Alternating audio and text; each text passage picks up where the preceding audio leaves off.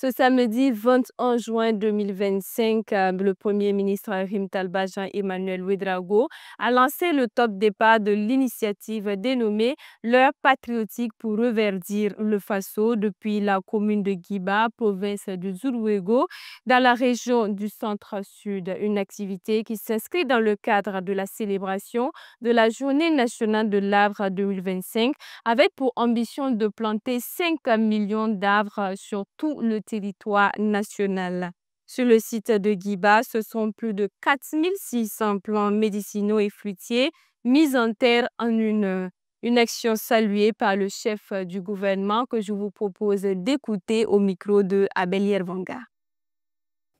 Cette journée nationale de l'arbre revêt une importance capitale parce que c'est une opération qui rentre en droite ligne de la dynamique et de la vision actuelle qui a été donc imprimée au plus haut sommet de l'État par le camarade président, capitaine Ibrahim Traoré, qui est de faire en sorte de laisser un meilleur Burkina Faso aux générations à venir.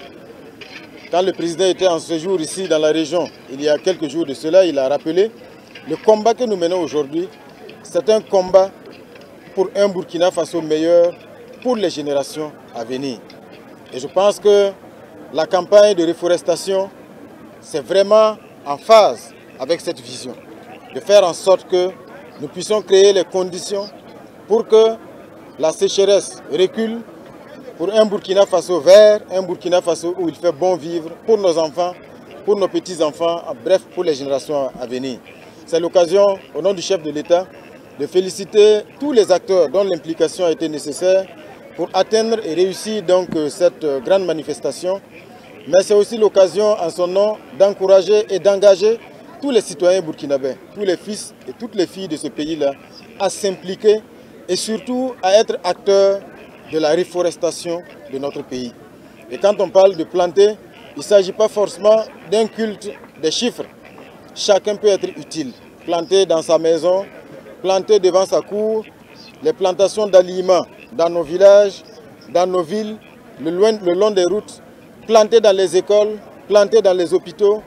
C'est pour dire que tous les espaces de vie doivent être des espaces propices pour planter, entretenir et faire en sorte que d'ici 5-10 ans, nous ayons un Burkina Faso plus vert. Cette année, sur orientation du chef de l'État, comme vous l'avez vu, l'accent est mis en particulier sur les plantes médicinales qui ont une très grande valeur pour nos communautés. Parce que la plupart du temps, dans nos villages et même dans nos villes, quand ça ne va pas, beaucoup font plus confiance aux arbres que bien sûr à la médecine moderne. Les deux aujourd'hui sont en train donc de se combiner parce que l'orientation qui a été donnée au ministère de la Santé, c'est de faire en sorte d'avoir une plus grande intégration de la médecine traditionnelle au sein de nos hôpitaux pour que la médecine traditionnelle, pour que ce savoir-faire traditionnel-là puisse également être utilisé, puisse concourir à une meilleure santé de nos populations.